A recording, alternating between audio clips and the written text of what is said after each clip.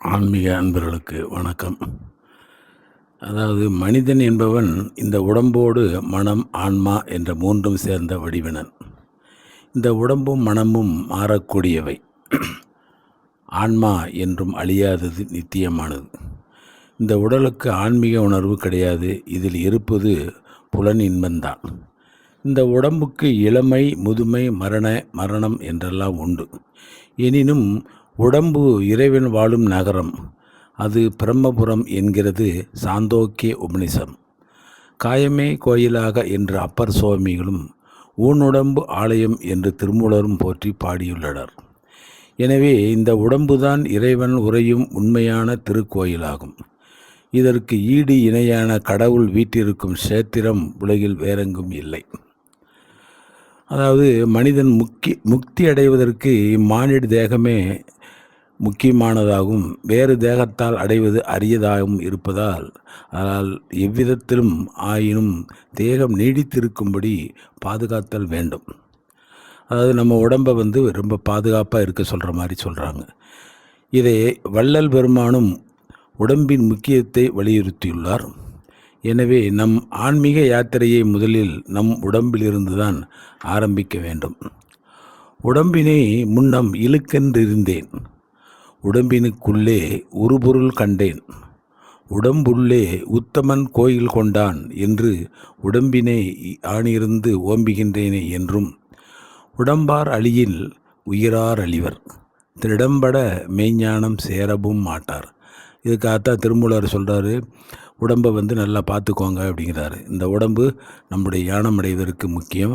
வேறு எந்த பிறவியிலும் கிடைக்காது. மனித பிறவி ஒன்று தான் ஞானம் கிடைக்கிறதுக்கு சாத்தியக்கூறுகள் உள்ளது. ஆகவே திருமூலரும் இதை முக்கியமாக கொள்கிறார். ஆனாலும் இந்த உடம்பை ஆள்வதும் நிர்வகிப்பதும் மனம்தான். மனம் பதற்றமடைந்தால் உடம்பு பதற்றமடைகிறது. மனம் சந்தோஷமற்றால் உடம்பும் அதனை எதிரொலிக்கிறது.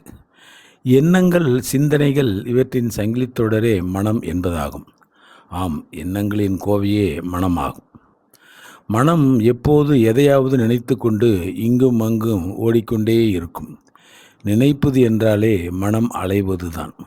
ஓரிடத்தில் உட்காருவதே இல்லை, உட்காரவும் முடியாது.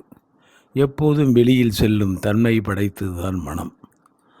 நாம் சுகம் வேண்டும் என்றும், செல்வம் வேண்டும் என்றும், மாளிகை வேண்டும் என்றெல்லாம் ஏதாவது ஆசையை எழுப்பி அலைய வைத்து கவலையில் ஆழ்த்துவது நமது மனம்தான். ஆனால் எதை அனுபவித்தாலும் மனம் அடங்குவதில்லையே, திருப்தியும் அடைவதில்லை. கோபம், காபம், விருப்பு, வெறுப்பு, துயரம் ஆகியவற்றிற்கும் இந்த மனம்தான் காரணமாகும்.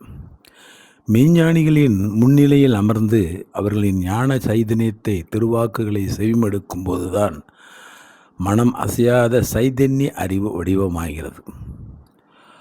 அறிவு உருவமான மெய்க்குருபரான் உதவியின்றி இத்திறம வல்லபமும் கொண்டவரும் மனத்தை உள்முகமாக திருப்பி நிலைநிறுத்த முடியாது, அடக்கி ஆளவும் முடியாது. உடம்பை மனத்தையும் தாண்டி நம்மில் ஆன்மா என்ற ஒன்று உள்ளது. வாஸ்தவத்தில் நம் உடம்போ மனமோ அல்ல, பேரறிவு வடிவான ஆன்மாதான். வாழ்க்கையில் மிக முக்கியமாக கற்றுக்கொள்ள வேண்டியது நம் உடல் அல்ல, மனம் அல்ல, ஆன்மாதான். உடம்பு என்பது உண்மையில் ஆன்மா போர்த்தியுள்ள மேலோடைய ஆகும். இந்த நித்தியமான ஆன்மா, பேரறிவு வஸ்து, அது எங்கே இருக்கிறது என்றால் இந்த அனித்திய தேகத்தில் தான் இருக்கிறது.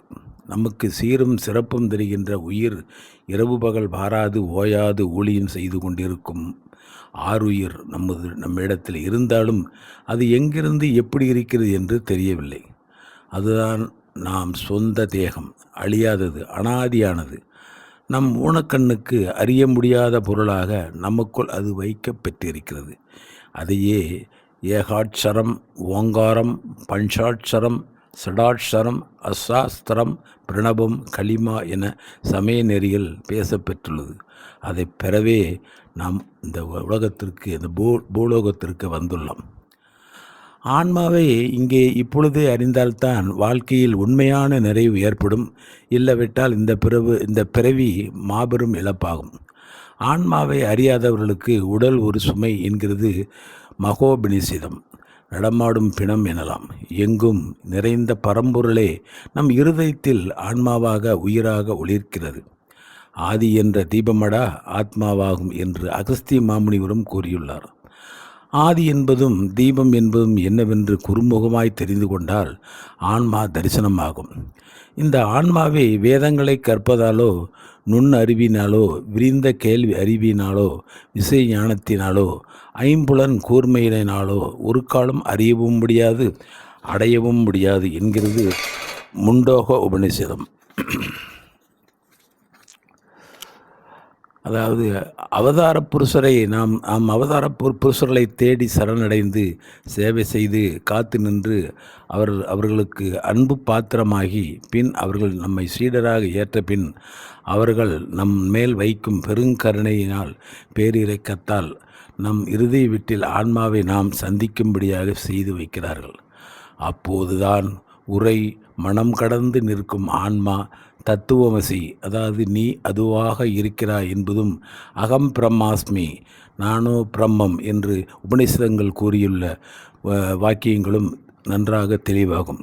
இத்துடன் இன்றைய பற்றி முடித்துக் கொள்கிறேன். நன்றி, வணக்கம். நாளை தொடரலாம்.